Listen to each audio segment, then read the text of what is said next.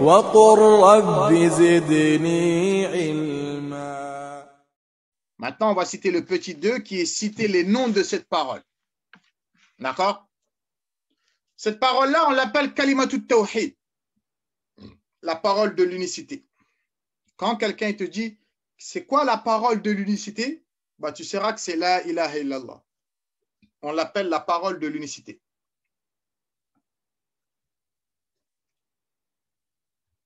D'accord?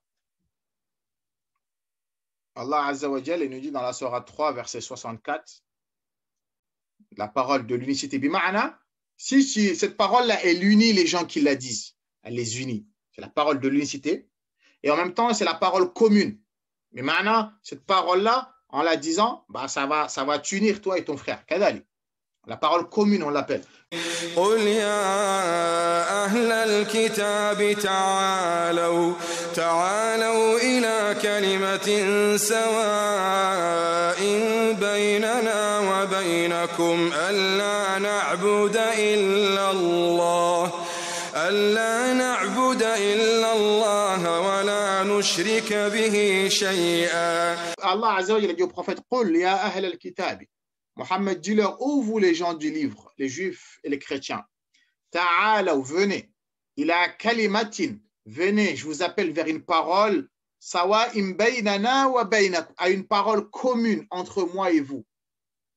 Allah na'buda illa Allah, de n'adorer que Allah, wa la nushrika bihi shay'a, et de ne rien lui associer, qui est la ilaha illallah. C'est clair? Cette parole-là, le deuxième nom, on l'appelle la parole du dessus. Et maintenant, il n'y a aucune autre parole au-dessus de cette parole-là. C'est la parole, c'est la parole la plus haute. La ilaha illallah. La parole du dessus, ou bien la parole haute, si tu veux dire ça, si tu peux appeler ça comme ça. La parole du dessus. D'accord? Ou la parole élevée. Al-kalimatul ulya. On l'appelle comme ça aussi des fois. Encore si on te dit c'est quoi le kalimatul ulya, la parole du dessus, la parole élevée, tu diras la ilaha illallah. Allah Azza wa Jalla il nous dit wa ja'ala kalimata alladhina kafaru sufla dans la sourate 9 verset 40. وجعل كلمة الذين كفروا السفلى وكلمة الله هي العليا والله عزيز حكيم. Allah Azza wa Jalla il nous dit وجعل كلمة الذين كفروا السفلى. Allah il abaissa la parole des mécréants qui est la parole du shirk. Le fait d'appeler Lata et d'appeler Uzza, d'appeler les shayatin et les djinns, Allah a dit qu'il a rabaissé cette parole-là. Allah, il abaissa la parole des mécréants. وَجَعَلَ كَلِمَةُ اللَّهِ هِيَ الْعُلْيَا. Et Allah, il a fait que la parole d'Allah, c'est elle qui est le dessus, qui est la ilaha illallah. C'est pour ça qu'on l'appelle la parole du dessus. Il a rabaissé la parole des mécréants et il a élevé sa parole à lui. Wallahu azizun hakim. Et Allah, c'est lui le très fort, le puissant, et c'est lui le sage. Donc, on l'appelle la parole de l'unicité, on l'appelle la parole du dessus, et on l'appelle en troisième, kalimatu taqwa, la parole de piété. La parole de piété aussi, on l'appelle comme ça. La parole de la piété.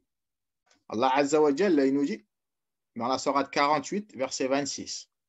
إذ جعل الذين كفروا في قلوبهم الحمية حمية الجاهلية فأنزل الله سكينته على رسوله وعلى المؤمنين وألزمهم كلمة التقوى. Allah il a dit, quand ils furent, ou Allah ils furent dans leur cœur la fureur de Ashirk. Quand ils ont eu dans leur cœur, ils ont mis dans leur cœur la fureur, Hamiyat al-Jahiliya, la fureur de la Jahiliya, de la pré-Islam. Et maintenant, le fait de défendre le shirk, le fait de défendre les idoles dans le batil. Allah il a dit au prophète sallallahu alayhi wa sallam, فَأَنزَلَ اللَّهُ سَكِينَتَهُ عَلَى رَسُولِهِ. Allah il a fait descendre sa sérénité sur le prophète wa ala al-mu'minina et sur les croyants wa alzamahum et il les obligea kalimat at-taqwa, à la parole de piété. C'est-à-dire qu'ils restent fermes sur la parole de piété qui est la ilaha illallah. Même si tous les mécréants s'étaient réunis, ils ont mis dans leur cœur la fureur de l'ignorance et de l'égarement, de défendre leurs idoles, Allah Azza wa Jalla a dit qu'il a descendu la sérénité, la tranquillité sur le prophète et ses compagnons. Ils n'ont pas eu peur. Et Allah il les obligea à rester fermes sur la parole de la piété qui est la ilaha illallah. On l'appelle aussi, le petit 4, on l'appelle al-urwatul uthqa, l'anse solide. On l'appelle l'anse solide. Bima'na, celui qui s'accroche à la ilaha illallah, hein, bah c'est comme une lance, une corde bah, qui ne se coupera jamais. Elle va te porter, elle va te tirer jusqu'au paradis. On l'appelle lance solide. Al-urwatul uthqa. Si tu t'y accroches à cette parole-là, réellement, bah, cette parole-là va te tirer jusqu'au paradis. Allah Azza wa Jalla nous dit dans la sourate 2, verset 256. فمن يكفر بالطاغوت ويؤمن بالله فقد استمسك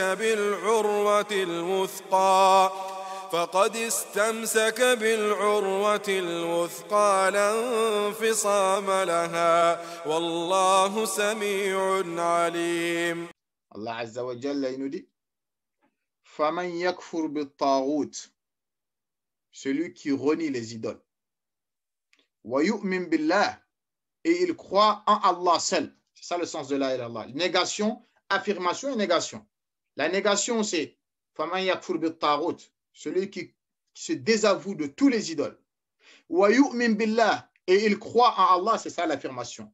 Celui qui a fait ça, qu'est-ce qui se passe? Allah l'a dit فَقَدْ اسْتَمْسَكَ, c'est cette personne-là qui s'est accrochée à quoi? بِالْعُرْوَةِ الْوُثْقَى, à l'anse solide. لَا انْفِصَامَ لَهَا, qui ne va jamais se briser, qui ne va jamais se couper. Wallahu sami'un alim. Et certes, Allah, il est audient et Allah, il est omniscient.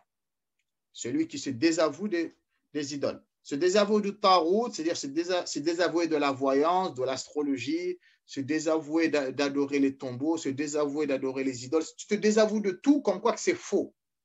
Et tu crois en Allah seul, qu'il n'y a qu'Allah qui mérite d'être adoré. Bah, celui-là qui fait cela, bah, cette personne-là, il s'est accroché à l'anse solide. Bima'na, ala ilaha illallah. L'anfisam alaha. Cette parole-là, elle va jamais se couper. Jamais de la vie. Et cinquièmement, on l'appelle al-qawlu thabit, la parole ferme. On l'appelle la parole ferme qui ne pourra pas être effacée, qui ne pourra pas être modifiée. On l'appelle al-qawlu thabit, la parole ferme. Ça fait partie de ces noms. Si je te dis c'est quoi al-qawlu thabit, la parole ferme, tu me diras c'est la ilaha illallah. Si je te dis c'est quoi al-urwatul uthqa, l'anse solide, tu me diras c'est la ilaha illallah. Si je te dis c'est quoi kalimatut taqwa, la parole de la piété, tu me diras c'est la ilaha illallah. Si je te dis c'est quoi al-kalimatul ulya, la parole du dessus, la parole élevée, tu me diras c'est la ilaha illallah. Si je te dis c'est quoi kalimatut tawhid, la parole de l'unicité, tu me diras c'est la ilaha illallah. Allah Azza wa Jalla il nous dit dans la sourate 14, verset 27. يثبت الله الذين آمنوا بالقول الثابت في الحياة الدنيا وفي الآخرة. Allah Azza wa Jalla il nous dit يثبت الله الذين آمنوا. Allah il a affermi les croyants بالقول الثابت, de la parole ferme, في الحياة الدنيا, dans la vie d'ici-bas, lorsqu'ils vont agoniser, Allah il les raffermit malgré qu'ils vont voir les anges, les malaïkas. C'est là tu vas rentrer dans un autre monde, mais Allah il va les raffermir. Ils ne vont pas paniquer. Allah Azza wa Jalla il va les raffermir, mais à condition que cette parole-là, tu l'aies pratiquée pendant ton vivant, bien sûr. Allah il va raffermir les croyants de la parole ferme, bil qawli thabiti fil hayati dunya, dans la vie d'ici-bas, wa fil akhirah, et dans l'au-delà. Quand tu seras dans ta tombe, bah Allah, quand les malaïkas, les anges, ils vont te questionner, man rabbuka, c'est qui ton Seigneur? Bah quel que soit, tu n'auras pas peur, Allah il va t'affermir et tu répondras fermement, d'accord? Allah, c'est Allah mon Seigneur. mais à condition que cette parole, tu l'aies mis en pratique. Donc, ce qu'on appelle al-qawl thabit, c'est important.